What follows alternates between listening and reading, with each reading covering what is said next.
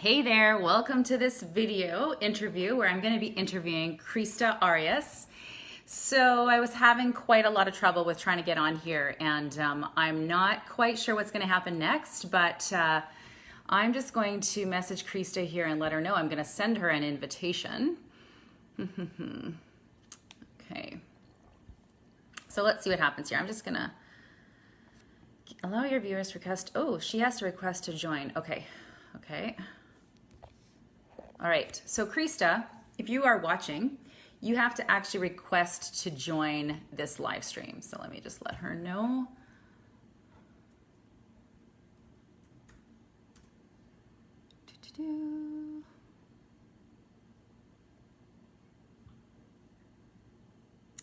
Okay.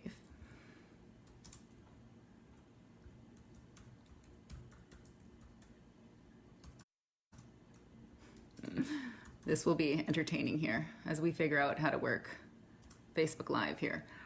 To join. All right. So in this interview, I'm interviewing Krista Arias, and Krista Arias is a really good friend of mine that I met actually, let's see. I'm not even sure how many years it's been, but I'm going to guess it's around 6-7 years ago, and we met through our shared interest in traditional foods. So we actually met on the internet, and we're going to a conference called the Wise Traditions Conference that the Weston A. Price organization puts on, and we shared a room. So we got to know each other quite well, and then remained friends after that. And the most amazing synchronicity happened where Krista and I literally got our paths crossed in Kelowna, BC at years later, when neither of us would have ever guessed that we would even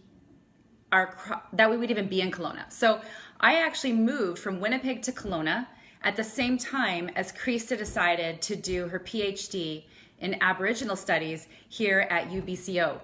So she has been coming here to Kelowna and doing her work and also visiting with me for the last, I think it's been 4 or 5 years. So it's been amazing that we got to really it feels like we got put together, right? Like, what are the chances of us meeting at this event in the US and then suddenly being in a totally different geographical area than we were born or raised, and getting to be here at the same time?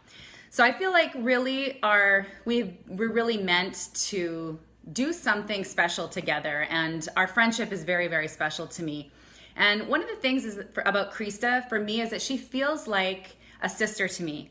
We have a very similar background of not being raised by our mothers, but not being raised by our biological fathers, and not knowing that we are both have Aboriginal background, right? So, but not knowing who our fathers were and what their background was. So wanting to connect to that Indigenous side, but not knowing who our actual ancestors are. Here she is. She's texting me here on Facebook. Where do I request to join? Ha! I don't know. I don't know where you request to join. This is hilarious. Okay.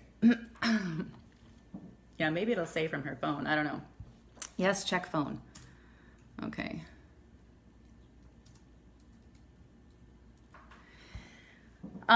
So Krista has been on a journey to discover her Indigenous ancestry, and I've learned a lot from Krista along the way. And one of the things she's really passionate about is mothering, and also passionate about connecting back to ceremony. And so many of us, we don't know necessarily what the ceremonies of our ancestors are. And sometimes I think we even feel, if we're not 100% sure what our ancestry is, that we don't even have the right to learn or to express those ceremonies. So Krista has actually been supporting women to connect back in with their ancestors and to find a way of doing that that feels respectful and giving actually a pathway for women and mothers to do that through her work. So if you want to check out the work that Krista's been doing, her writings, her work in traditional foods, in permaculture, in healing. She's also has a background in nutrition. Go to her website. It's www.KristaArias.com. And she thinks I have to give her an invite. You can go there and take a peek at what she is doing. And also below the video, I've already posted a link to her Facebook group. So you can actually like join in on this. If you feel like you want to get connected to your more traditional way of living, back to your nature as a woman, your primal nature as a mother, getting back into, or maybe calling ceremony into your life. Maybe you've never had it, but you have this sense that if there were more traditions, more rhythms in your life, that you would feel more grounded on the earth and more connected to yourself, to your humanness, to your family, to being a mother. Okay, let me see. What else can I do here to... Can I add a viewer? Nope. Okay. Here we go. I think I know what needs to happen. Okay. Come view the video. Play it on your phone. Okay. I think if she plays it on her phone, okay, then I can add. I think I can add her if I can see her watching this. Okay, let's see what she's saying.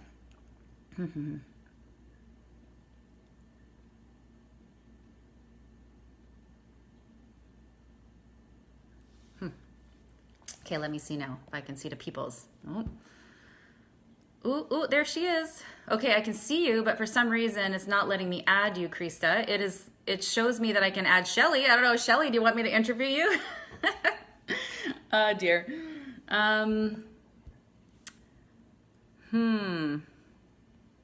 It's like some sort of weird... You're watching on your phone, that's awesome. Okay.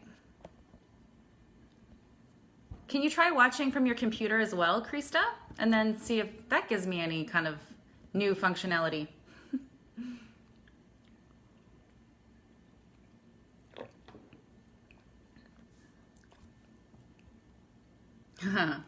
I see your comment. Okay. Oh, yes! I commented, it worked.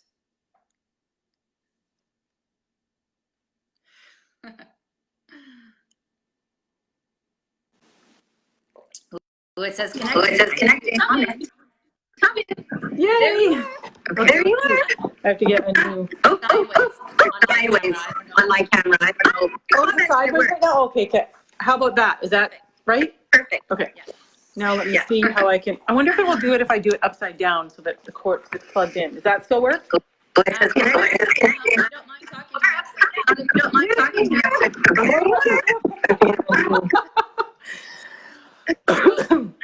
Excuse me. I just have to hold it. It's okay.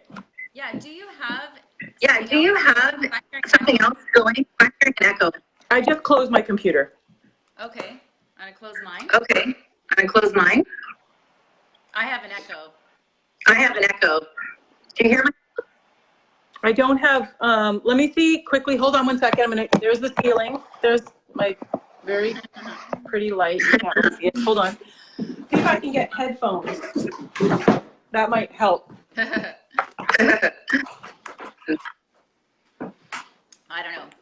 don't know. Maybe I need headphones. What's happening?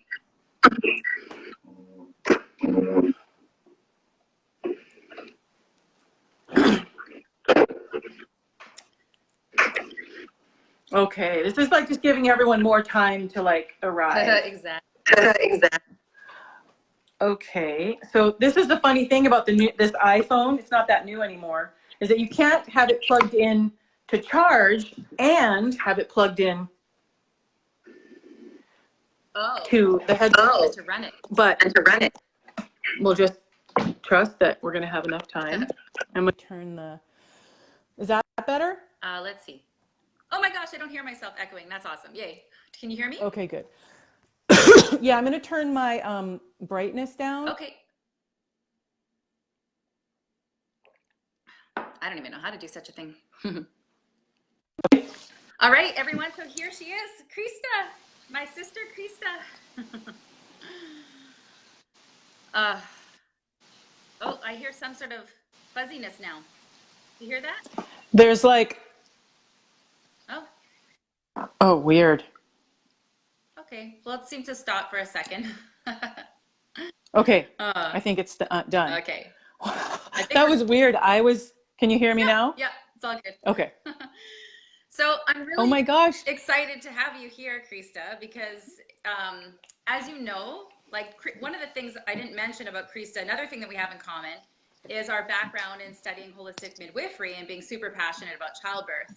And that is one thing that, like, nutrition is my first love, but my other passion in life that, you know, once you get me started, and you probably can't get me stopped, is to talk about childbirth and the impact of our experience in the birthing process as mothers, and how that impacts how we go on to mother, and how we mother going on to impact how our children experience life, and then they are the ones that go on to create the future that we all live into. One day they will be caring for us. And I'm so excited that this is where your work is moving and continuing to grow and develop, because it's such an important topic. And it's interesting because I feel a little disconnected from the path I've been on the last couple of years, and especially because my children are so much older now, being 13 and being 18. I know you still got, you know, one that's younger. But I'm very, very happy and honored to be able to host this stream and be able to give you a platform to connect with mothers, because I know how hard it is and how much moms struggle with some really universal things, and that there is an opportunity, instead of just accepting that, to actually face it head on and heal ourselves, and, you know, give that back to the world as a way of actually changing it. So that's what Krista's work is all about at this point. This is where she's gotten to. And like I mentioned earlier before she came on, a lot of her background is in traditional foods and permaculture as well. And everything that she brings is an accumulation of wisdom. And that what's really interesting about Krista is she didn't grow up in this wisdom, right? It wasn't like, you know, it was imparted to her by her immediate family. It's like the universe drew her to different teachers, and so much of what she brings is just like inherent. It's almost like she came to this kind of just knowing this stuff. So it's really exciting that we have her here to connect with you, for those of you who are you know, in the throes of mothering young babies, and also, you know, I would love myself, I'm excited to be here to connect back to this as someone who is still mothering, but it feels different with teenagers. So I'd love to know what got you to this place right now, that out of everything that you've done, that this is like the culmination of all the work that you've done. And Krista's turning 50 this year. So she's been doing this for a really, really long time. And as I mentioned before, like, I mean, her wisdom is inherent, and she's extremely knowledgeable, you know, book knowledgeable with, I'm sure that she's probably overread at this point with all the assignments and reading that you have to do for school. But we're lucky because she gets to distill that wisdom down for us and make it practical and something that we can apply in our lives. So share with us, Krista, like, how did you get to this being like your passion right now with all of that behind you? Okay, so first of all, I have to say that I have something strange happening where it's like I'm having the replay, like the past episodes behind me. I'm going to try to ignore it and just. Are you So if I'm a little funny, yeah. I'm just going to try unplugging my headphones and plugging them back in. Okay. Yeah, because it's not happening here now. Okay. Maybe when I'm talking, I'll unplug it. And then when you're talking, I'll plug it in because then it takes away the thing for you. Can you hear me okay now? Yes. Yes. Yes. Okay. Okay. So there's so many interesting things that you just said. And I guess when we met through traditional foods, really. At the Sally, with Sally Fallon and that traditional foods wisdom. But it's interesting because although it may seem like it's a departure, kind of, me now being with, working explicitly with mothers, but it's actually how I started. And my nutrition, I did the nutritional therapy practitioner training soon after my first daughter was born, but it's really ties into my work as a birth keeper, insofar as I trust my gut a lot, and I would approach like midwifery programs, and I just couldn't do any of them. I was just like, no, that's not it. Like, I just feel not good about it. So I just was kind of gathering different things as a way of approaching and offering wisdom for birth and mothering. And so I started out actually working with mothers. And then I think I started feeling like, oh, I need to cast this wider or something. And then going back to school more recently, I'm doing a PhD in, it's an interdisciplinary PhD in Indigenous studies. And the last 5 years really kind of taking a conscious cycle back to my Indigenous ancestors and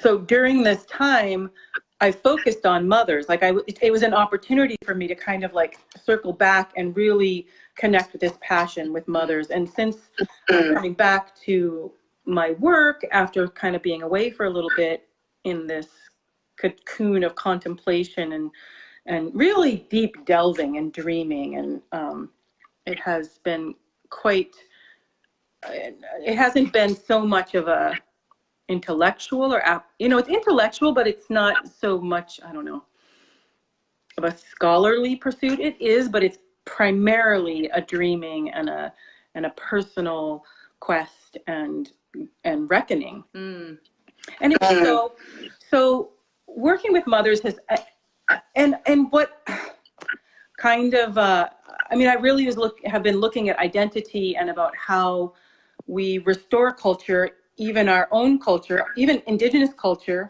in a good way. Because, if a lot of Indigenous culture was decimated, so even more of like Anglo culture has been decimated. And how do we, even the conversation about appropriation is such a important conversation. And I think that a lot of times, though, the conversation ends up being about like specifics, like do or don't, and rules and things, when what we're really, if someone comes with a ceremony and they have the ability to do it in a good way, this is kind of then it's a healing balm, and it's not going to be contested. It's just, how do we do that? How do I even, as a Chicana Indígena woman, for example, how do I restore culture in a way that is respectful and alive, not just repeating something from a codex or but at the same time, not just going off on my own. And what I discovered in that is, through reading a lot of Chicana feminist work and being with women, Chicana women, I really came to this same kind of circled back to this idea that the central image in this restoration is mother. And it's sort of like when I first had my first baby and I was sitting there, and I remember like it was hard and it was horrible and it was incredible and all of those things. And I remember though, it was like I was in an altered state of consciousness, and I remember having this thought like, oh my gosh, what have I been doing? What is anyone doing? Everything on earth needs to, like, this is the starting point. This reality, this space is the starting point for all of culture. Like, it should be. Like, if we could, so, you know, so what does that mean? And that's kind of what I'm exploring and what I'm doing with women. And after, you know, so many years of thinking about it and working with it, I'm now feeling called to actually act as a guide or a facilitator, and holding the space to bring a group of women through this process of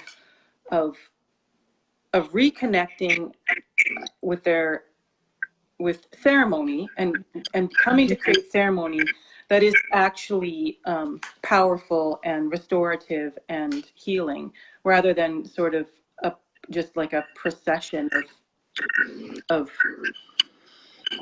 I mean, I think people are longing for it, but often the ceremonies that get created land a little flat. Yeah, for sure. Yeah, for I sure. I know from experience. Every time Every time I've gone to ceremonies, I've kind of always felt I've kind of always felt like the feeling of things being sort of new aging. we're just all acting. We're just all acting. Amazing. So like amazing, but like, what's amazing about this? Nothing. Something's It's more like, I did this thing, you know, pat on the back. It's not like of service to world, you know, and that's what I felt in that moment after my baby was born. I was like, no one should make a law. No one should make a law. No one. Sorry, go ahead. No one should. Oh. This is the adolescent phase of mothering, which is a whole nother thing, eh? Hey, Krista, you're gonna have to take over this live for a second. Because you know what? Okay. There's a sweet little old What? lady There's a sweet little old lady who needs me to let her in. I gotta go. Aw. I gotta go. I'll be back in 2 minutes. Okay. So while we're waiting for Sherry to come back, just thinking about, that moment of, like, you know, just after sitting in that space of birth and my body having just done this thing, you know, grown a life in it, you know, and then opened in this sort of cosmic material, but also cosmic opening to like release this being into the planet. I just sort of had this feeling of like, no law, no plan, no strategy, no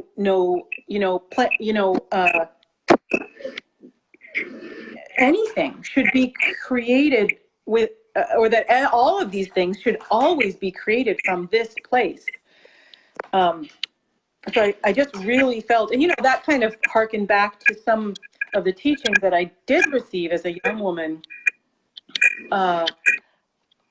you know, Aboriginal or Native, depending on where you are, First Nations teachings that I did receive, and I'm very grateful for.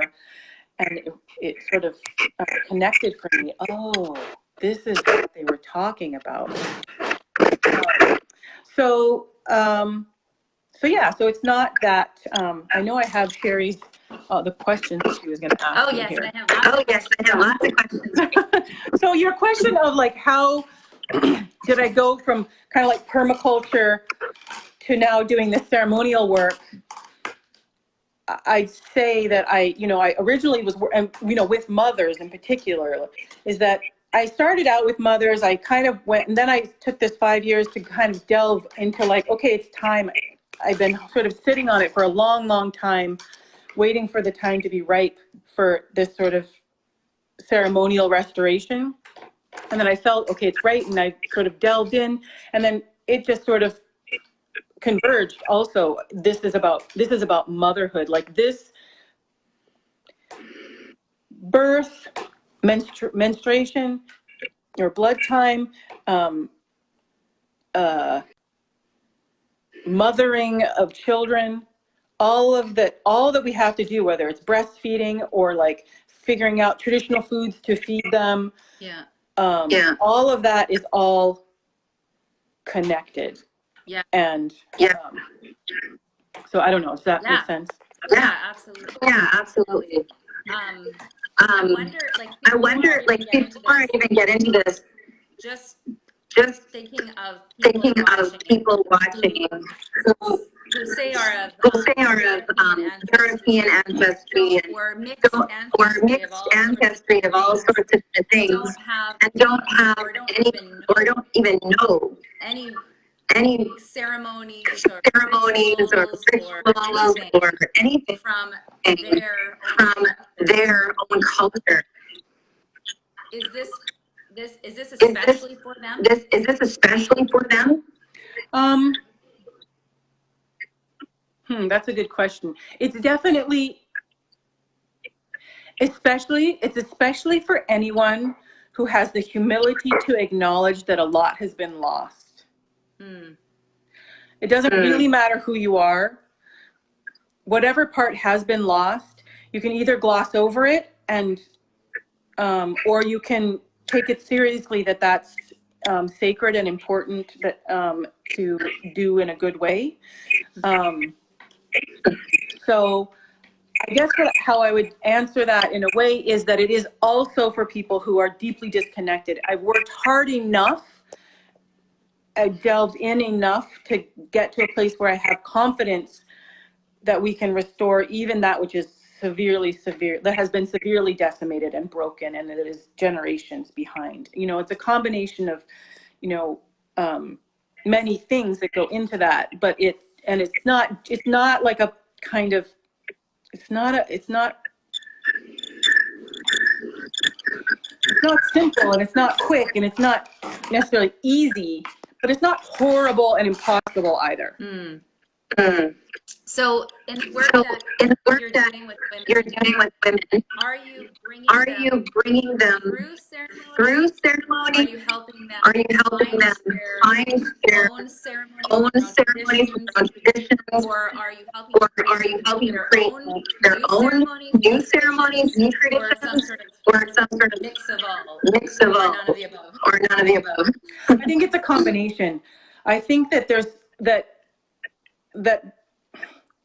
a really core piece of the work that I'm doing is helping women, especially mothers, but people. But I think that mothers are center here.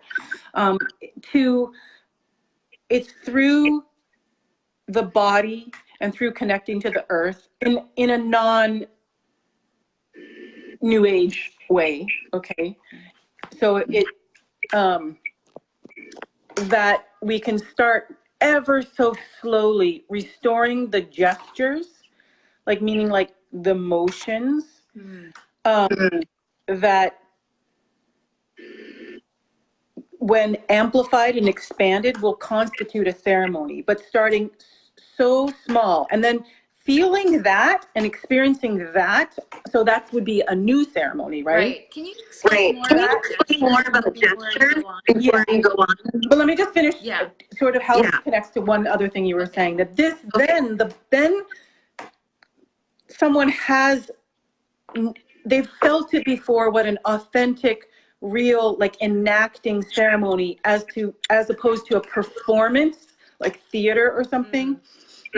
Their body can feel the difference, and then they can go back to sort of research, right? Because the research, if you just take the research and you just try to take the pieces and just place them in a row in the right way, it still will be this kind of frozen, or it risks kind of falling flat again. So it's a combination of both of those things, their own ancestral ceremonies, but also like really like, what is it now for you around a specific intention. So for the year, we take an intention, and around that intention, what are the ceremonies that you need to, that are going, and they arise from this gestural place. So then you're asking about, say more about the gestures. Okay.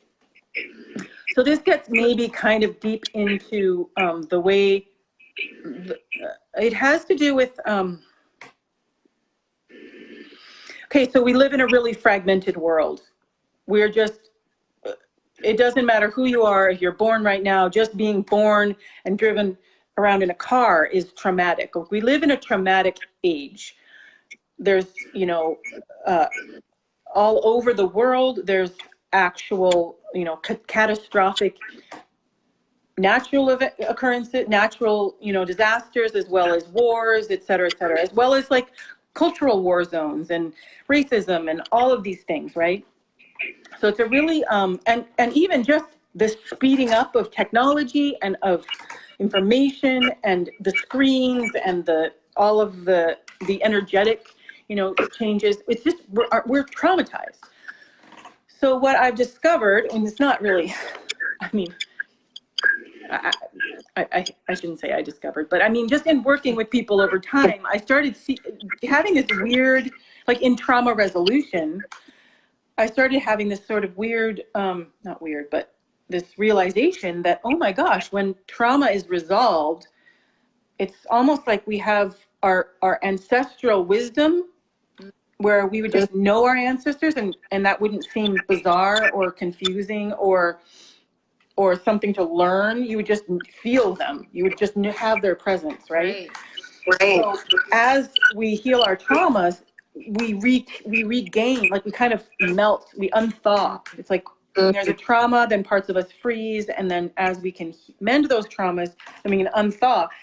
And these archetypal motions like start emerging, and I, you know, like, and there's just patterns that, you know, I see when people, gestures that people make with their hands, things that people do with their face, that have to do with physiological things like fight or flight, but all, and, you know, like integration, like I can't use both my hands, but like integrate people, you know, like just like this, or like going, like sort of being like, oh, like around, there's all, you know, just sitting, working with someone and processing a trauma, we can, with these motions just emerge, or like, you know, sort of fight or flight things. And so then as we tap into those, then they grow into, it's also connected to the world, you know, not at the body, but it gets, as it gets reconnected with the world, the medicines start coming, like images sort of come into consciousness, or someone sees something outside, you know, in the world, even a man-made thing in the room, but that becomes a medicine in the kind of traditional use of the term medicine, not you know, medical, right, but medicinal. It becomes a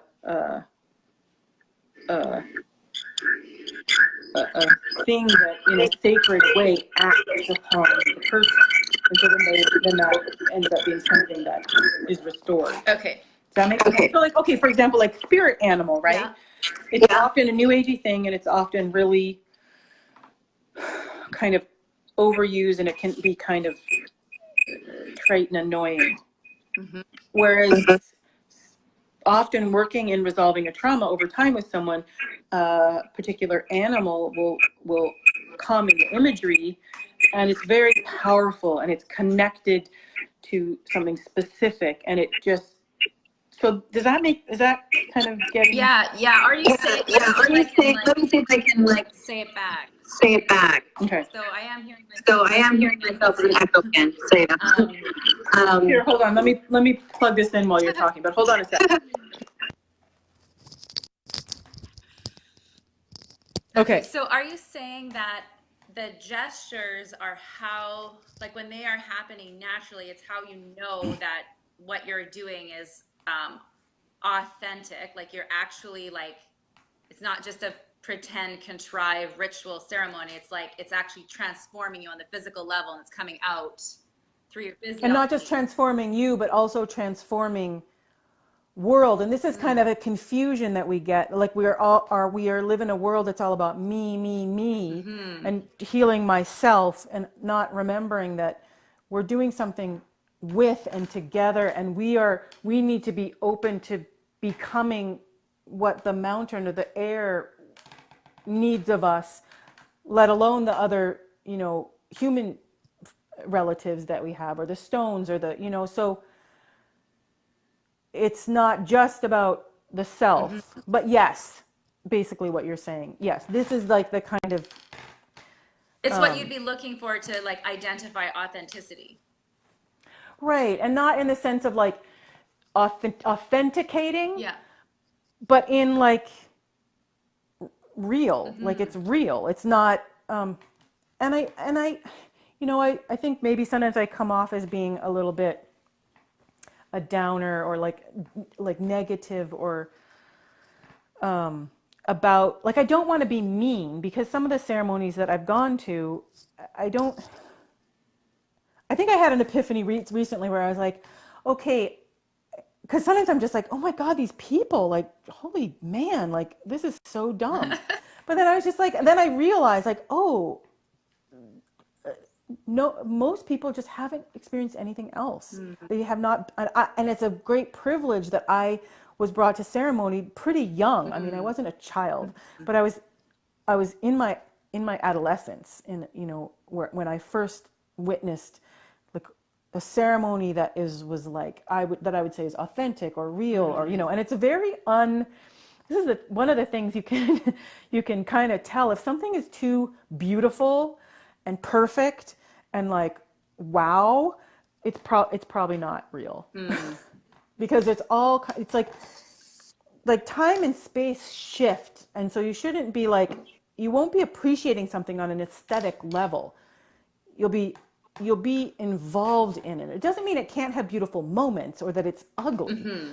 But and this is one of the things that in the program we'll be going through, is I'll be bringing up examples of, okay, look at this, like we're being sold ceremonies starting to like trend, and I mean, I saw this one and I realized it's like super, there's all these women in like these almost nothing, and it's very sexy and very sensual, and they're all like have these beautiful lithe bodies, and it's just mostly not even half, like 90% naked. It's just commercialized. And and a ton of money pumped into that. Yeah. Like these are big brands. Yeah.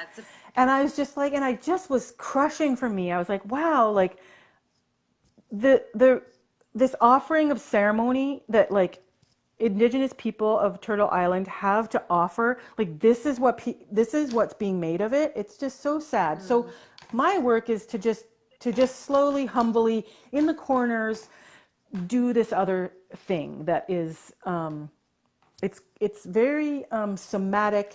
It's very experiential. You're not just gonna like do some genealogy and like talk through how Uncle so and so was something and like put a little thing on the altar. Right. Like it's very it can be very painful at times. It brings up a lot, and that's why I trained so carefully with trauma and how to. And I realized as I did that for long enough, I was like, oh, this is what the intercessors who run huge ceremonies with hundreds of people, or hundreds, what they have to do, because to navigate trauma, you have to be careful that someone doesn't just go into the trauma vortex, which can suck you right down and be re-traumatizing rather than healing. So how do you bring this touching into darkness, or this touching into the wound, such that it's, because we don't want to avoid the wound, but we also don't want to just go diving into it. Right, which brings me to like bringing this all together. Like, why are we talking about ceremonies? Like, how we introduced this was about mothers healing themselves to heal the world. And so to tie that together, it's like we need to know why we need to create these ceremonies. Like, how do they benefit us? How not only like how do they benefit us by healing the trauma, but also how do they change the world that we live into by embracing them and doing them and feeling them and embodying them?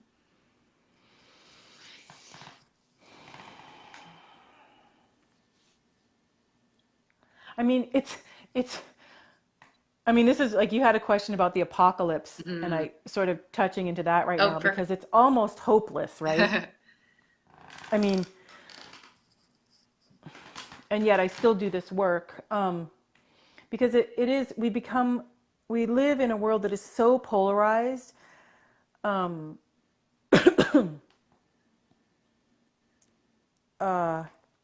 fragmented. And you can see it from the political sphere right down to the interpersonal sphere.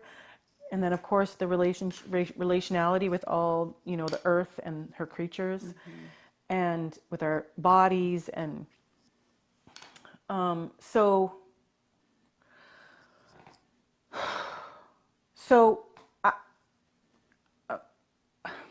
maybe I hope that this will have an effect on that. Like I don't know, I just thinking about weather. I was talking about this in one of the lives that I did recently about like the weather and how having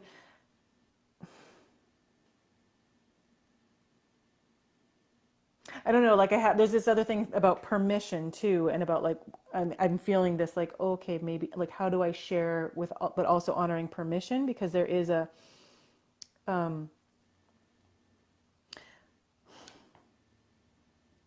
I think that a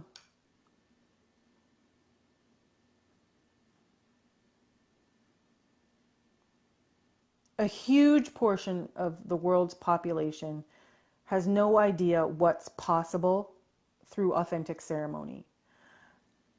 Yeah. And an example would be affecting weather. Like, okay, so this is just kind of like the primitives doing their rain dance, right? And it's laughable. But first of all, the anthropologist assessment that they're doing a rain dance is also just that's of course from their perspective and probably and is a projection of the kind of Anglo anthropological mind. Okay. So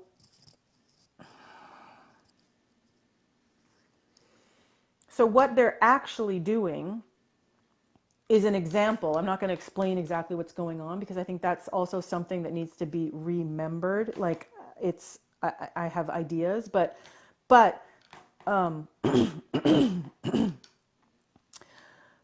certainly there's a reality in which weather is a part of a participant in the ceremony. And I don't think it's just to create rain so that there could be a good harvest.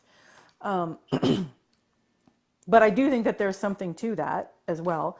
But also a dancing in order to adjust. It's not just the rain that adjusts to the human need, it's the human that adjusts to the reality of the rain and what might come in terms of that future with the rain and the earth and the community.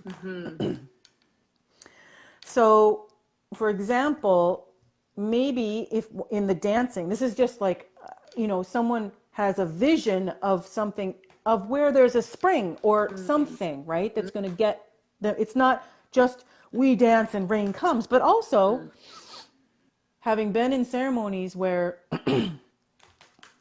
if there's, I'm trying to think if I've been in a, not, it doesn't happen all the time, but often ceremonies really have, are reflected back and, how would I say it? It's like the weather is like, we're listening, we're with you. And there's like a sign that, it's almost, it could be feedback, but it's also just it's,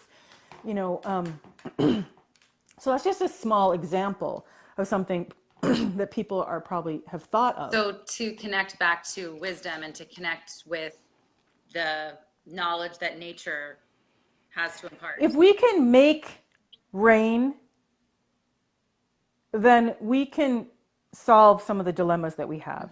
If we can if we can rearrange ourselves such that we can have a vision of a spring because there isn't going to be rain in the coming year, then we can get ourselves out of this. Right. So that's, I guess, the point of why I was bringing those things up. Thank you for bringing that back. Okay.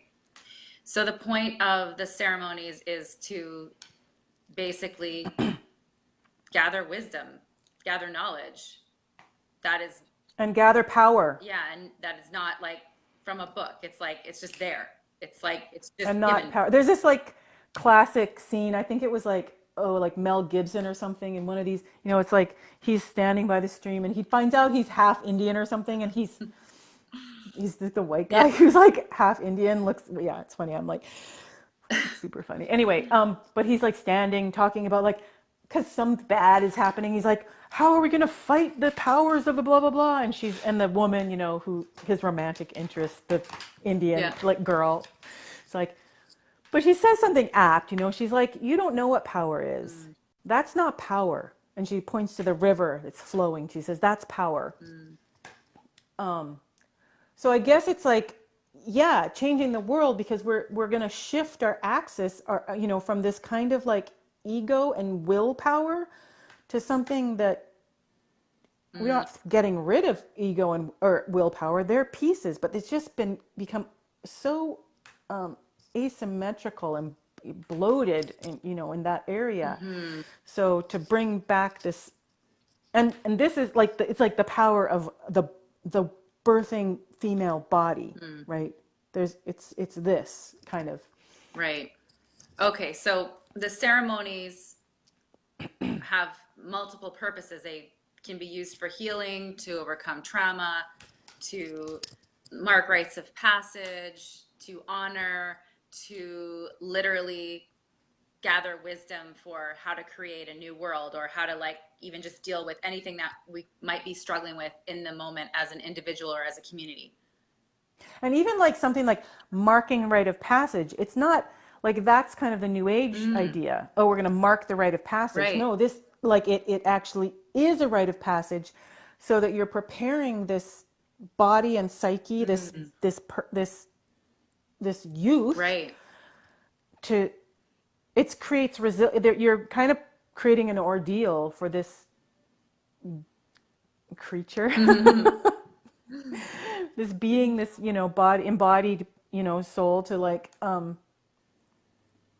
to pass through and then have a transformation and an ability on the other side, Right. that prepares them for the reality of adulthood and all that entails. Yeah, and it's interesting because like just basically how I positioned it just comes so much from the Western mentality, and which is why I have to ask actually so many questions, is because my perspective of the purpose of the ceremonies, that because of the ones that I've seen, like growing up in, like, say for example, a born again Christian background, and seeing ceremonies related to Christianity, or the things that we all kind of do in most cultures, like weddings, etc.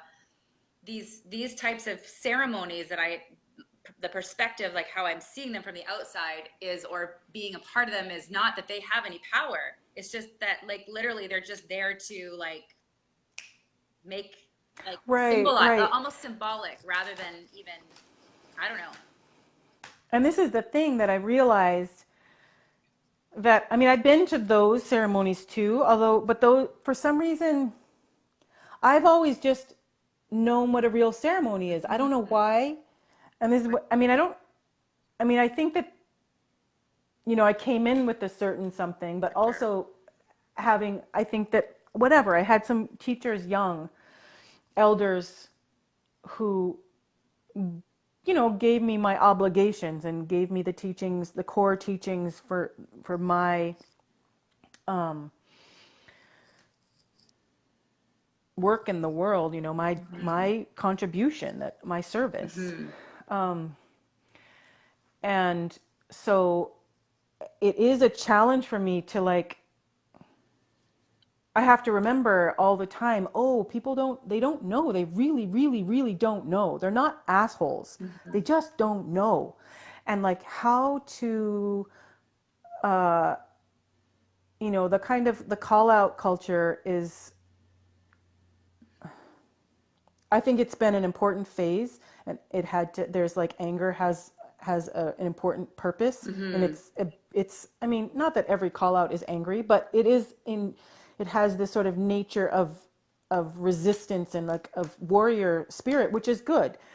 And I think, we will be moving into like, it doesn't necessarily work. It's almost like it's more for the warrior than the people on the other end are like, they're just getting, I can already feel like a backlash coming. Well, yeah, you can't impact somebody by shaming them. And basically that's what that usually results in. And a sort of nuance to that is like shame. And that's partly, and this is sort of like, I think people of color are often, I mean, I'm like, oh, shame. Like, you can't even feel a tiny bit of shame, but it's like another thing. It's like people they don't have the support and the holding to feel the shame. So that is also a piece of this, of this time, is like of learning, what do we need to be with each other so that we can support each other to feel shame, because it's a really, really important feeling to keep us on track. But like kind of pushing someone off the shame edge and not being there to like actually catch them. Well, not to stay in it with them, right? Like there's no empathy. It's just shame. It's shame used to control.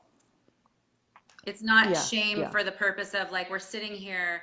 Like I know in one of your other live streams that you did recently, you talked about guilt, right? It's and about how, our culture is all about avoiding those feelings. Or avoiding telling the truth so that somebody doesn't accidentally feel shame or guilt. But of course, right. If those feelings come up inside of us, there's something to be looked at, because sometimes we do things that are actually wrong. We do need, and this is sort of that's how we know we've done wrong. It's because we feel guilt and we feel shame. Sorry, and the difference between truth telling and telling the truth, I think this is kind of at the crux. Yeah. Like a truth teller knows they're going to cast a shadow and is, ready to kind of pick up on the other side. Right. But telling the truth is like, you're just telling the truth and you're going to walk away feeling bigger and better than that person. And that, yes, and that's not power like a river. That's a recapitulation of like the colonial mentality. Yes, power over. Yeah. Yeah, and that's such a big distinction. That's why most of the conversations about cultural appropriation, when I'm listening to them, I just like, I'm just not, it almost makes me like not be able to actually hear the side of the angry warrior person about that, because there is nothing, like no content there that is actually about transforming and helping people to do it right. Like exactly what this is, what you're doing, right? Like actually sharing with people, this is how you be respectful. But this is, and the thing is that there isn't, I've heard people, they're like, because this is the problem, like how to do it right, right? So like, quit taking up all our time and energy. At the same time as make sure you ask us before you do anything. But if everyone asked before they did anything, they would be taking up time and energy. So I'm not saying it's like it's another polarization, right? People saying don't appropriate, and then people saying, people appropriating. Like, but at the same time as I can share some of your sentiment, I also just want to cringe all the time when I see some of the stuff that people are doing, the unconsciousness of the kind of, like, I don't know, like let's just say the animal spirit thing. See, it's like making it's desecration, or it's not even that it's theft, it's that it's anyway, yeah. I mean, Yeah, I see what you're saying, and I think it's interesting. I think somewhere I either heard you say or read somewhere in your writing something about the fact that if you can even wonder if what you're doing is cultural appropriation, then just that being able to wonder says that, you know, there is automatically a inherent respect and depth in that says something about who you are. It's like the people that actually need to be it, like, you know, to look at that are not the ones who are paying attention to it or are going to be part of those conversations, really. yeah, yeah, yeah. I think in large part. I mean, I think that it does, just because we all make mistakes, even if but then we can be like, oh yeah, I see, you know, and we're self-interrogating Yeah. and wondering, And you I know. think it's like on individual, like like unique situations, right? Like, I mean, I don't want to make this whole entire thing about cultural Yeah. appropriation. Obviously, that could be a different live stream. Yeah, I mean, I just don't want to say, like, if you just start asking yourself, am I appropriating, and that happens once a month, then you're immune from Yeah. appropriating. Like, I wouldn't say that. Um, but there's a kind of consciousness that has that ability and that practice and that discipline to feel in one's body. And this is why we're going to start in the body, so to help people start regaining that ability to feel. Is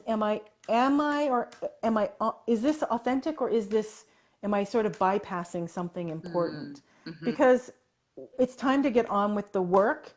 The fragmentation can only go so far. And I'm having another question arise. So is it like, maybe as part of the answer, like how much forward do we need to bring old ceremonies, the ones of our ancestors? How important is that compared to, say, maybe like if we don't even know what the ceremonies would have been of our ancestors, we have to create our own. So maybe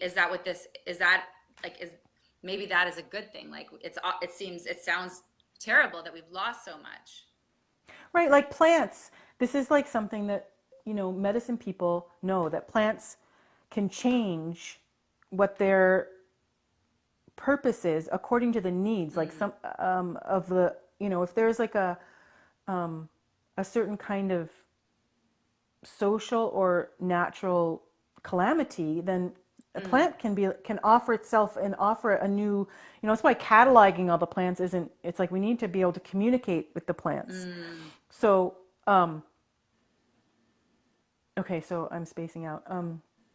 So you're asking, so I had a lot to say about it. Yeah, it just it feels like maybe like, because I don't know, like sitting here as someone who has both Native American I know what you're ancestry saying. Okay. and European ancestry, So which way is like so most what we have to important? do is restore this new thing, but we can't trust that we're going to do that correctly until we are able to honor our ancestors, and that includes repairing ruptures in our lineage. Now this is not like, oh, I'm healing my mother line by just thinking about it, or just being like, oh, I have a lineage, I'm going to imagine it being behind me all the time. It's an actual like process of finding first the ruptures, you know, in one's lineage, and it's done ceremonially, and then making the repair in the ruptures through truth telling. It's really truth telling. In using these powerful truths to repair, you know, something like,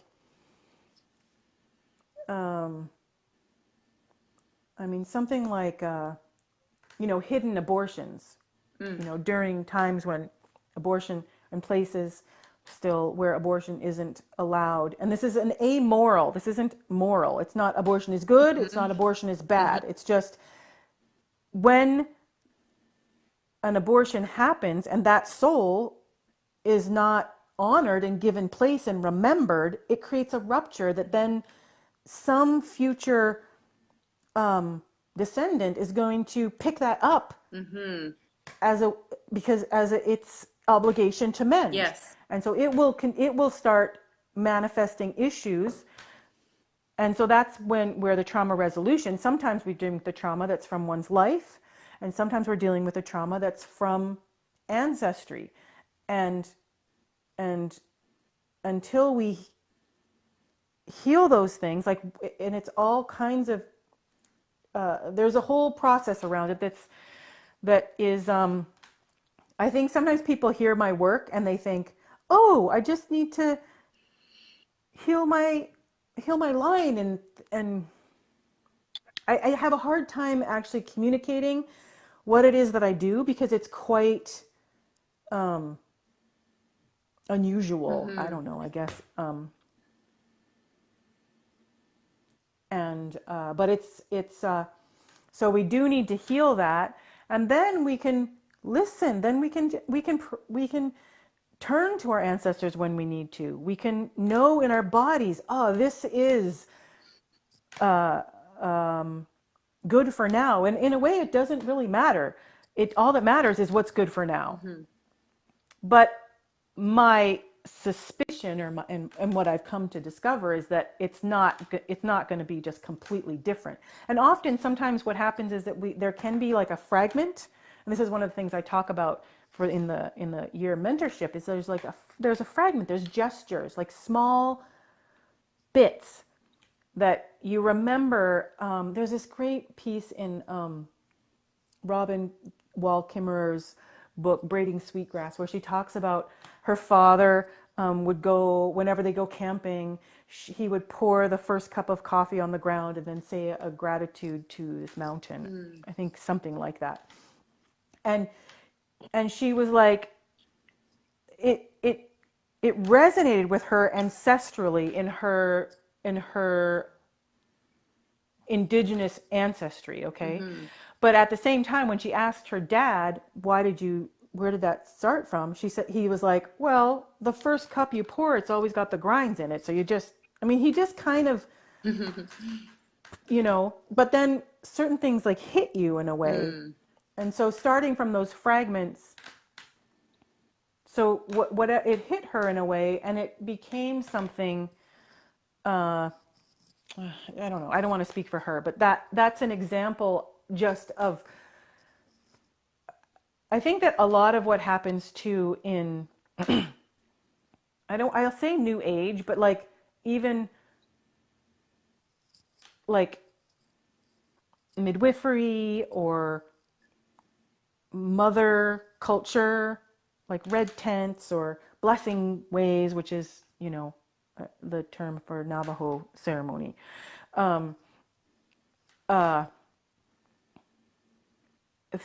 It gets really confused.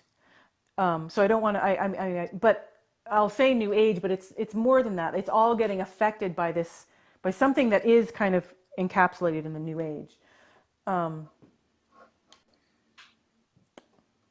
Yeah, I don't know. I think I lost my train of thought there. But, like, how is this going to happen? Part of it is that I can't do it alone, right? We need each other to do it. We need tribe or kin and community, and not just other humans. We need the natural world, and we need our bodies, and we need, these different layers. Right. So we're basically we're healing the traumas of ourselves, of our ancestors, creating that space to be able to reconnect with our ancestors, and then also so that we can affect the weather. So we can be powerful in this effect of the weather. Right. So we can call all our and be affected by the weather. Right. Connecting with nature. Way. Being able to accept the wisdom of things around us that can actually speak to us, provide wisdom, and then creating these ceremonies for the future. So for that knowledge, so we get it on a personal level. So are you saying that, like, when this is something we need to learn to do as a community, as one of the ways of, well, you called it to prep for the post-apocalypse, so that together through ceremony we can rebuild a new world together? Yeah, I mean, I guess there's a part of me that still hopes we can prevent or slow down if it's in fact already happening. um, uh, and certainly if it's not the apocalypse, it's apocalyptic. Right. Um, It feels already like it feels like it's here some level. Maybe there's not like chaos and destruction physically around me. Like I don't see like bombs dropping outside, and I have fresh water and electricity and all those things. So it seems like the apocalypse is not happening, but it sort of feels like there's more of an emotional apocalypse. Like everyone is, so even though we're connected in this way, we are not connected. Well, I mean, there's so at many a different certain layers point, of this. we're going to hit a critical mass of this emotional fragmentation where there is no, it's like peak oil at a peak Yeah. psyche or something. At a certain point, there will be no return. And so you're either hoping that we're before that point, or you're hoping that if you happen to be one of the people that survives, Yeah. or just, that you can participate in rebuilding in a good way, because you're going to be talking to plants, you're going to be hunting animals, Yeah. you're going to, or you're going to be moving on from this plane of existence and just doing your spiritual work to move forward. Like, I mean, I just, was like, I mean, in a way, I'm like, yeah, it's ultimately about starting to do the healing so that we can even know what to do. Right. Yeah, because it feels like so much of like our consciousness and our experience of reality is now so tied into these phones, like Yeah. these computers, that I feel like it's like we're at the point of almost losing our humanity. And they're even building technologies, like these wearable technologies, that make it so that we can like tap into the internet almost with our mind. You don't have to type on the computer to ask questions. So instead of going to that inherent human wisdom connection to creator, now it's just Google tapped into our mind, which is basically the, what is it called? Big Brother, who's giving us all the answers instead of nature and God. And this is a good analogy for like you put on your Google Maps. I always have an argument with my husband about this. Like from the beginning, I was like, dude, just let's feel in our bodies where let's try to know the directions, like, because they matter. They're cardinal directions. Yes, to feel for a reason. It's not just a material use, right? Yeah. And disconnecting and always asking your phone to help you get there. And I've fallen into it because whatever, he won. But lately I think he's starting to realize, he's like, yeah, let's turn that fucker off, like, but it's a similar disconnect from it's like this Siri or the maps getting you to a place and the person talking to you. You don't even have to look at it. They just tell you what to do. Yeah.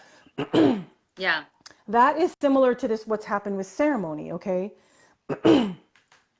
We just do these weddings and there's these rules and we can't even imagine feeling for what comes next. And there's this thing called I'm gonna forget who coined this term, the felt sense, but it's kind of it's intuition. It's like a physical intuition in your body of and that's what starts happening when you start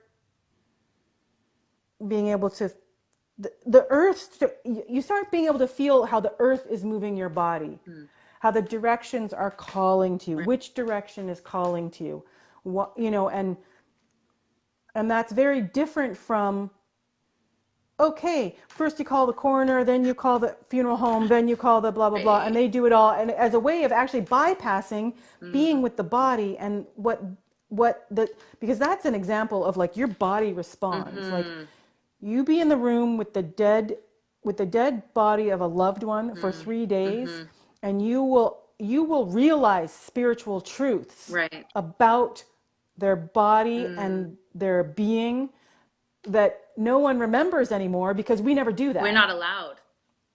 We're not allowed. It's ridiculous. It's, you know, so that's another piece, you know, of the work that death and being with, caring for how we care for our dead and how we be with we are with the dying. That needs new with ceremony. Birthing women. So it's kind of like we need to have these things in place so we can. It seems hard to consider rebuilding in the current climate. Yeah. Because you just can't even. The truth is just, truth telling is not valued. So, but if you imagine, like I sort of have this joke that like, I don't know, it was probably 6 months ago or something, because I'm pretty optimistic in general, but I suddenly was like, oh, the apocalypse. Like I was like, oh, I found calling. I'm a post-apocalyptic midwife, apocalyptic everything. Like, in the sense of. I remember you saying that. Like all the things that I've built and nurtured in myself as a way of serving the world are pretty much perfect. No one gives a shit. But after the apocalypse, like I'm going to be handy, man. Yeah, everyone is going to give a shit. Yeah. Sorry, I'm just like, I'm totally listening. I'm going to look distracted for a second here because my kid's texting me for money. And the adolescent. Yeah. You're like, I'm kind of done those days of mothering, but it's a whole different thing, right? You're about to send these. I just remember the conversation that we had with your son. I won't talk about it, but like just like really profound stuff that this is the coming of age time. This is the manhood. This is the going out as an adult into the world. Yeah. And that's what you're holding right now. And whew. Yeah. And there is like, as a mother, I didn't feel equipped in any way to create ceremony around that. I don't even know if it's my job, right? Like to do that. But I did know there were coming of age ceremonies for 13-year-old boys. I think, isn't that like what's it called? Like a Jewish ritual or ceremony as a 13-year-old coming of age kind of a thing? Yeah, I mean, I think all over the world, there's, variations on the age that things, happening. Yeah. Hold on a sec. I just got a text from my kid. Oh boy. Yeah. And just to think of 10 years ago, we couldn't be my kid would be out and he would be like, I have no money. I can't do anything. Oh. It's so funny. It just started doing that thing again when I.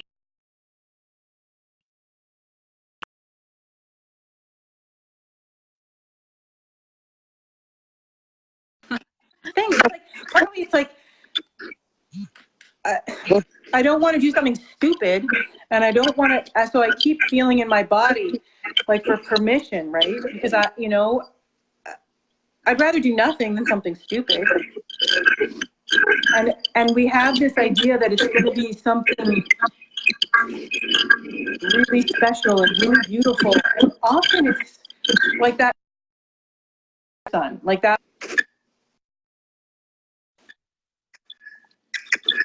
Sorry, you're cutting out. Maybe if I plug in again. Like often, if it doesn't have to be. The more naturally it comes, the more just sort of normal and regular and non-spectacular that it is, the more likely, honestly, but that doesn't, the more likely it is to be authentic, although that isn't to mean we think about it or care, or that just like, just letting them raise themselves, oh, it'll just happen. Like it's a really, it's, it's an edge. Is that something that you're covering in your program, is helping people with those types of ceremonies, like for rites of passage and stuff? Yeah, I mean, this is the first year, so, but part of it is also to begin to train people to use the processes, like the constellation processes and the myth mending processes, out in community, in their families and in community. So, the first year is really about personal mastery and, knowing the tools for personal mastery and maybe using within your family. And then the second year will be more about holding space for groups, Right. or holding space for like another person with an actual trauma, Right. and honing those skills and stuff. So Okay. so yeah. So I want to get a little bit more into the program so that people can know what next steps that they can take with you to learn more and actually embody this in their life. So before I ask you just to walk me through the actual learning journey, can you share, if you didn't, maybe you did already, but let's hear it again. What does Lemniscata actually mean, the name of your program? Okay. And partly, it's partly around appropriation and, and also this sort of remembering of all of this stuff, people of European ancestry, which I am of partial European ancestry. This is all there. The fragments are there, and we can start with them. So Lemniscata is like, it's like the figure 8 symbol, okay? And it's infinity. It's this infinity of like, and it's a rhythmical, there's this, in the Waldorf schools, they do this thing where they have the kids just do dots, and then they have them do straight lines, and then they listen to what it sounds like, dot, dot, dot, dot, dot, dot, dot, and then straight line. And then there's circles, right? Draw a circle, or just draw a circle. But then when you put them together, like you have the dot in the center, you have circles on each side. And the sound, it's like the sound is different. It's like whoosh, whoosh, whoosh, whoosh. It's like you start having rhythm. You don't know, it's anyway, that's sort of a simplistic telling. There's this teacher, his name is Jaap van der Wal, and he does this incredible 4-day training called The Embryo in Us, and he talks about this example. And also one of my trainers in the somatic experiencing training, I think he used the figure 8, but I can't remember if he did or not. But anyway, so there's like this idea of like polarity or duality that we need, but the problem is that we've gone into polarization. So we need to bring things back, these polarized things back into relationships, so that there can be rhythm. Like this is what all things, there's night and day, there's hot and cold, there's the seasons, the heartbeat. This is an organismic just reality. It's just what is, that we function in rhythm. And what happens with trauma is that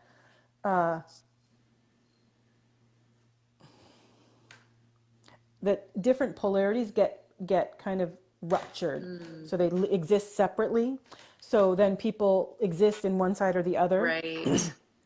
And so part of what happens when we heal the trauma is we bring these back into relationship, and then rhythm, Right. the body's rhythm so then we can take another side. Yeah. We're not just like, I'm on the left and they're on the right, or I'm on the right and they're on the left, or I'm pro this, I'm pro this. Yes. That we can, and out of that rhythm, this is a generative rhythm, and this is where we can have our solutions, and this is the place where the ceremony actually arrives. If our systems can be functioning again, then ceremony can arise. So this is the lemniscata, and in particular, lemniscata is the female or the feminine version. Lemniscate is the general term. Right, that, right. you know. That's So really in profound. particular, That's like, I mean, I would want to like take that little clip of this, what you just said, like make it its own video because right, it's so gets to the root of what is required to actually like live in peace on the earth. right. And it's sort of like electrical current. If you have positive and negative current, you would never say one is bad Yeah, or evil or you shouldn't ever. It's just like one, you need both in order to yeah, generate yeah. electricity. And it's it's the same with life and death, hot and cold. And anything that goes into this idea of good and evil, like I don't know, what's a simple one? Um, any anything that you like anger and say the opposite of anger is grief, which that's debatable, but the happiness, sadness, okay, happy and sad. Um, some people, mostly we have either people who are kind of stuck in sad or stuck in happy. And and then there's also ethical things like, I don't know, for some, abortion comes, like it's a really polarized issue. It's one of those polarized issues. Yeah, You're either here or you're here. right. And until we get these things back into conversation Yes. and we believe the other is just evil, then we're in a fragmentation. We're not in a rhythmic reality that's generative. We're just going to be, Yeah, yeah, totally. appropriate, don't appropriate. Yeah. So yeah. Yeah. So the problem, I'm not saying, I think that is so, so yeah, powerful to apply to any controversial topic. Like yeah. if you're on one side, like to actually just But get it's that you're actually somewhere on a polarity. and probably the reason you don't want to take the other side is because of a trauma. And if you can take the other, I have a practice of like, and so I talk about this sometimes, like where I just really listen to I listen to all sides of some of the most controversial issues. Yes. Because it brings up places where I have yet to do some resolution, and then can work on that. But also just, so it's a practice, but it's also something that we can't even practice, like because of our, and this is part of the project of traumatization and like perpetuating trauma, like our school systems, the hospitals, all of this. It's functions to continue to traumatize us because it continues to fragment us and it continues to separate us. And ultimately, that is the tragedy, is the separation, Yeah. right? That we can't share culture across, Yes. continents, Yes. that we can't, like, we're the separation is the real tragedy. Yes. And we're trying to, and it's a similar thing, like us and them, same thing. Yeah.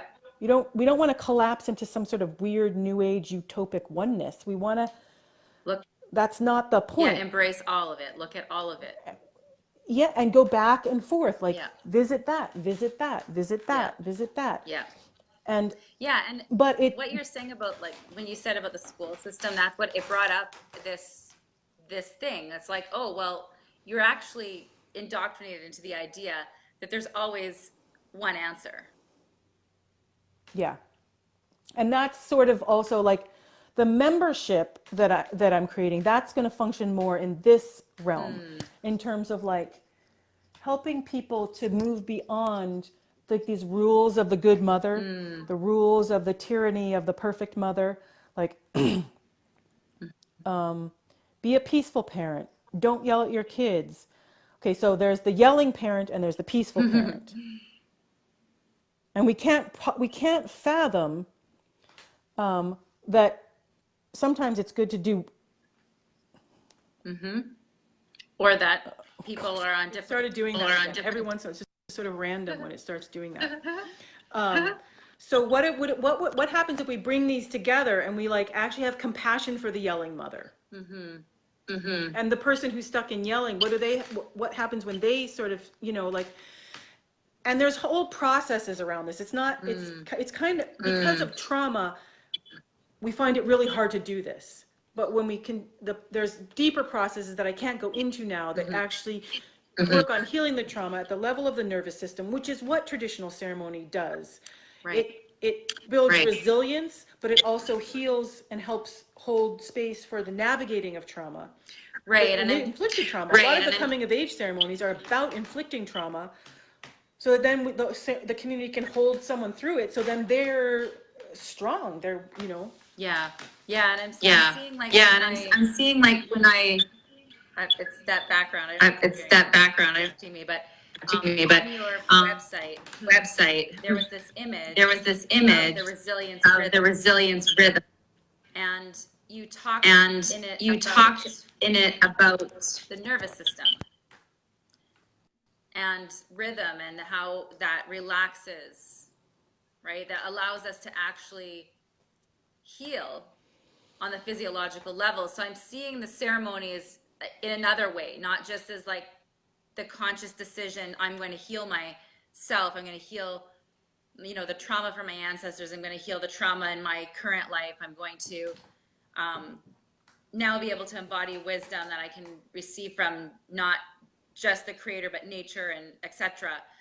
But that through this ceremony, I'm bringing my nervous system into a place of peace, out of that stress mode, and out of fight and flight into relaxation mode, the parasympathetic state, so I can actually heal.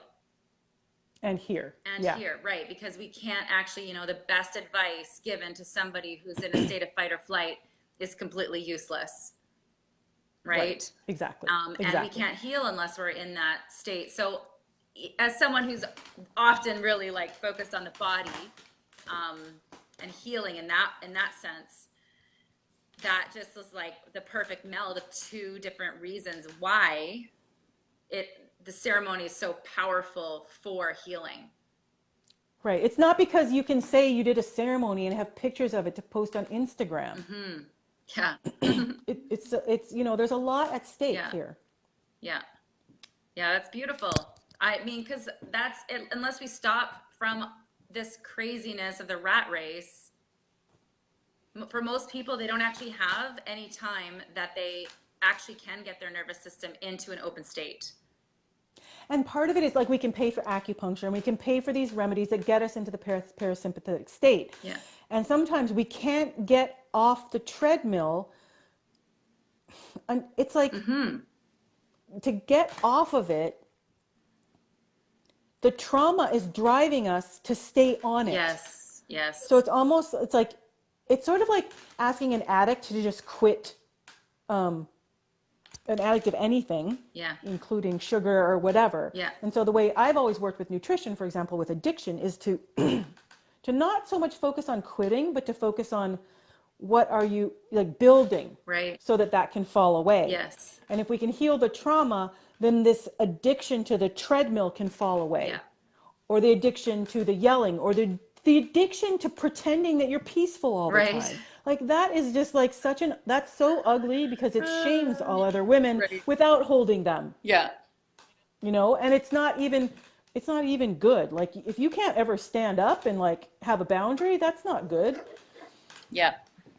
I mean, yeah. And I'm not saying that there aren't human beings on earth that, but I'm not, no, I'm not anti-peace, You're it's just anti-pretending you're peaceful when you're really like whenever the person who is always like love and light and, like someone just died and they're like love and light. And it's like, what about real human emotion? Offering me, it's like someone dies and instead of just being like, oh, I'm so sorry. Like, that's just like the standard response. Right. Like instead of being like, wow, may you learn wisely from this, may you learn from this wise teacher. You have an opportunity, or like to name something that's there instead of just glossing around it. And sometimes that, that's one of the things the peaceful parenting stuff is really pushing someone over the shame edge in order to buy, in order to consume, instead of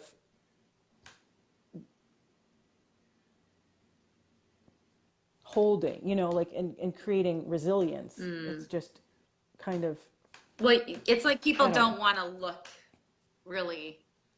It's so painful that people tend to, well, out of shame, really want to not acknowledge the truth, right? Whereas, and we sometimes, it's hard to acknowledge seeing it in others, just because we don't want to feel someone else's pain. right.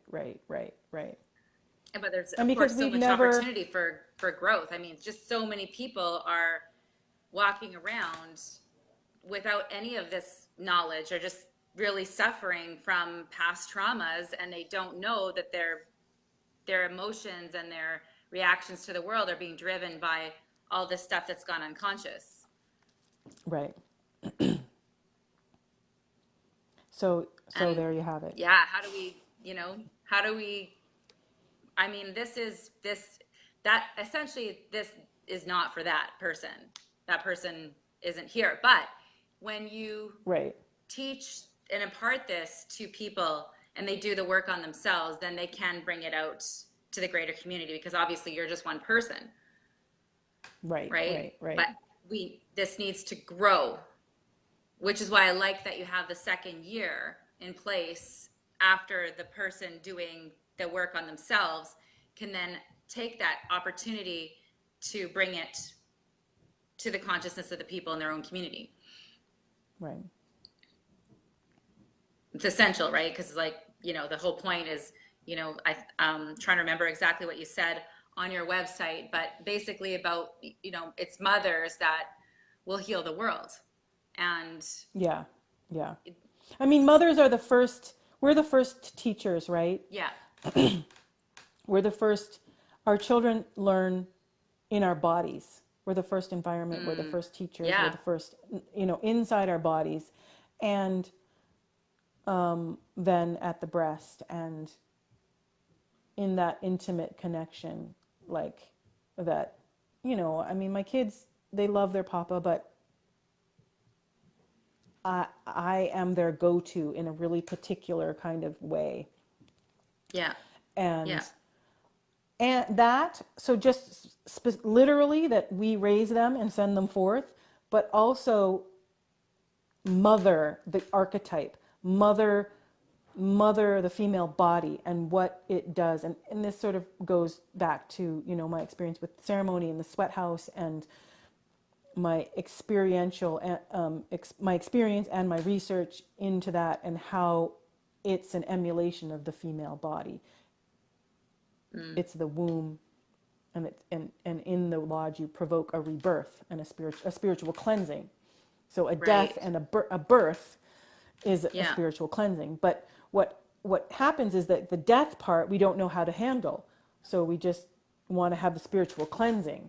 Right. And do another thing that'll make us feel good. Do something else that'll make us feel good, instead Yes. of learning Yes. how to, what do we need, what needs to be in place in ourselves and in each other and in our world, such that we can regularly die or go through that Yeah. underworld experience, or that, Welcoming it.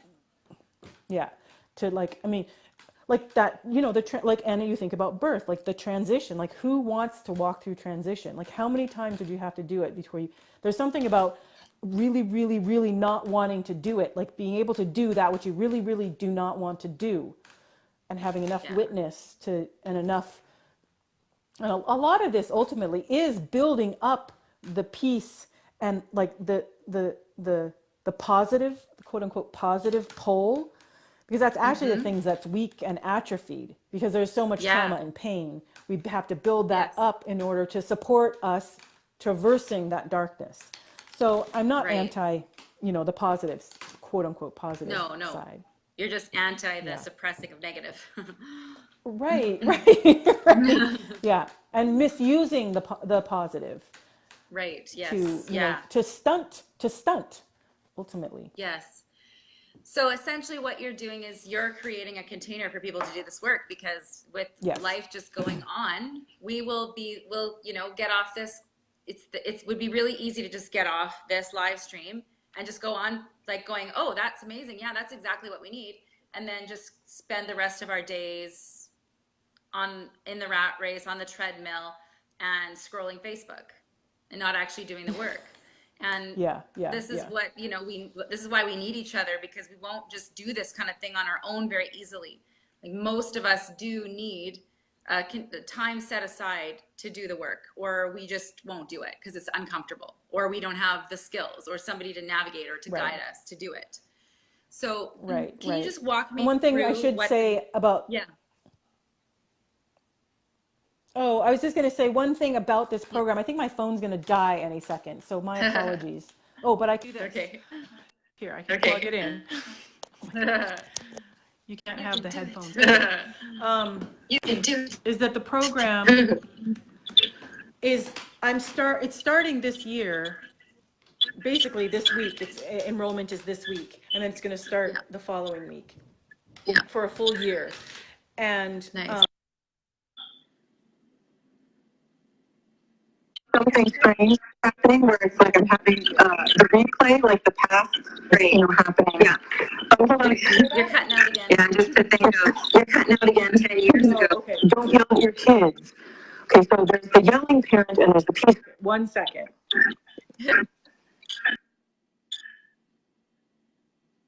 So strange.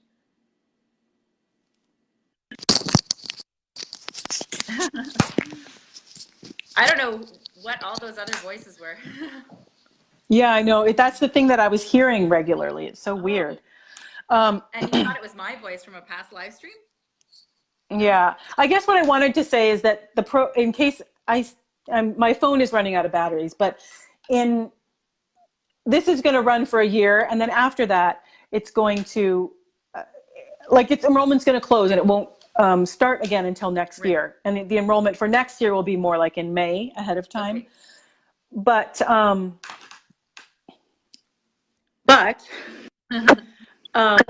you were going to say walk me through. I just wanted to understand what some of the different things are, like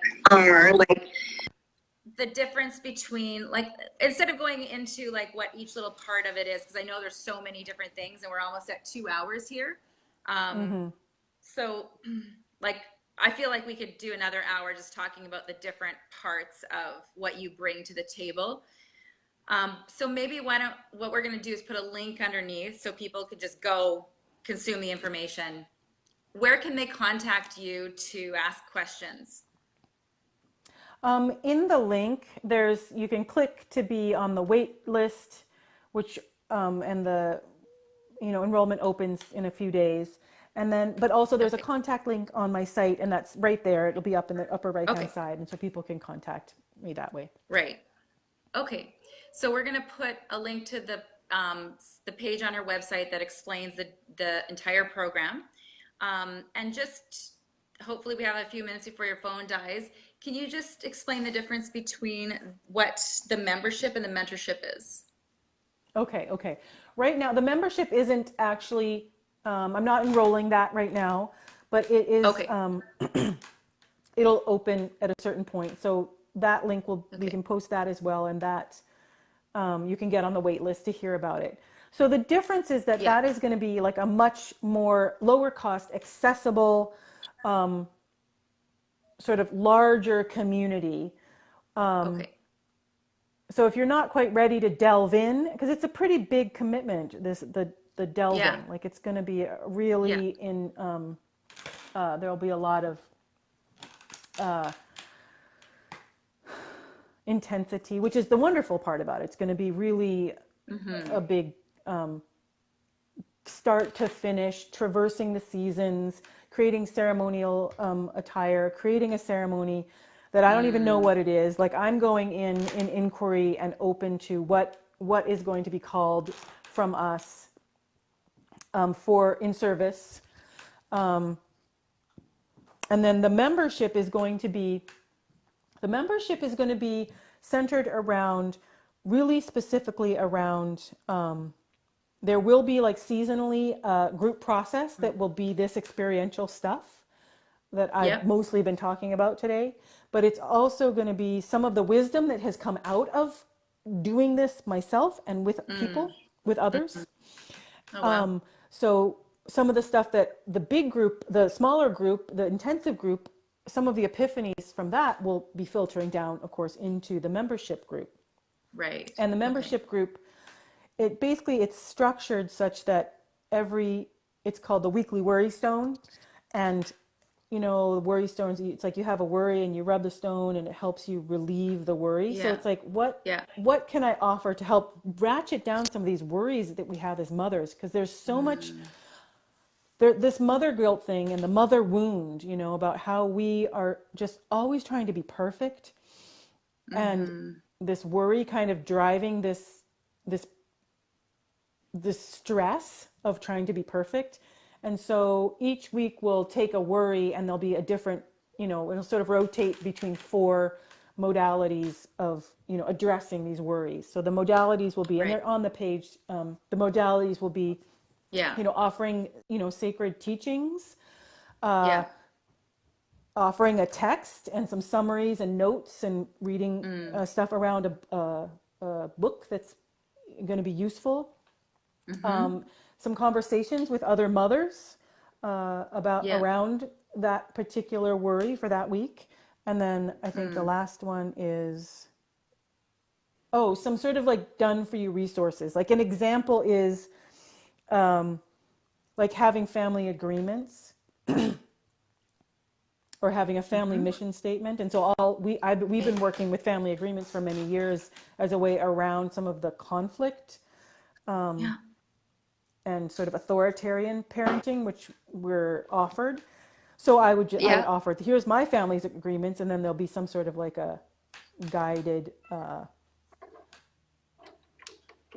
don't want to say worksheet. My son's like, don't give worksheets. That's like school, and no one's gonna want those. So not Oh, that's worksheets. adorable. There'll be like a not worksheet, just to help support families to sit down and like, like it's easier to say, we have a family agreement about not whining, and Right. and so there's another family agreement about not yelling, but like it's really, so if I can be like, okay, well, because the whining is what makes me get to lose my, so like just some structures to like help, so that's, and then Specific once a issue. season, on the weeks, like, because, so those will rotate like monthly, one a month. And then there's Right. always every season, like an extra week where we'll do a group process where I'll take people through. And I'm going to be, if people sign up for the wait list, I'm going to be doing a 3-part, like process with people, like teaching, kind of a core process that comes back over and Right. over again. Of course, it's much more complicated and involved the whole thing, but really useful kind of first stage so people can get a taste of what these group processes will be. Right. So I'll take Okay. people through a healing process. Okay. And so, as far as the mentorship program, the biggie, so that opens up it's opening up this week, Yeah, I think hopefully on program? Tuesday. Okay. So we'd be able to enroll But if from they get on Tuesday the to wait Friday. list, Yeah. right, if they get on Then the you'll wait hear list, they'll about it. get Yeah. everything they need to know. Okay. Yeah. So then we'll put the wait list, why don't we put just one wait list down, like just the one for Yeah, we'll just put the mentorship. Yeah. Yeah. Yeah. Okay. And I can talk then if about you're, send people to the other one. yeah, once you're on the list, Krista will let you know about the Yeah. membership in the future Yeah. when it comes. But for those of you who are ready and feel that this is the path that you want to use moving forward for healing and to incorporate ceremony into your life, then that sounds like the mentorship is probably the right fit. All right. Is there anything else you wanted to add before we finish up? Any one last thought? I don't think so. I don't think so. Good. Just, You got it. anyone who's listening, I just send you my love and blessings, and I would love to hear from you personally, if you want to reach out and talk about it, if you're unsure, I want this to be as intimate of a process as possible, even though Yeah, and there's I have a another professional link as website. well to Krista's Facebook group as well, which is Yeah, another there's a place free, that so there's you can four, connect. yeah, there's four levels. There's the free Facebook community, there's like individual a la carte courses, then there's the membership, and then there's the mentorship. So there's all Yeah, different, whatever works for you. So we'll put, yeah, the free Facebook group too, which I am pretty active in. yeah. So That yeah, sounds so blessings. wonderful. Mwah. Thanks so much for coming on and sharing about your program and what you've been up to and all of your wisdom. It's very appreciated. And I can say from experience, I've sent clients over to Krista before to do her programs and heard amazing feedback back. So please take a moment and check it out. And thanks for watching. And we'll see you in the next live stream interview. Bye for now. Good night.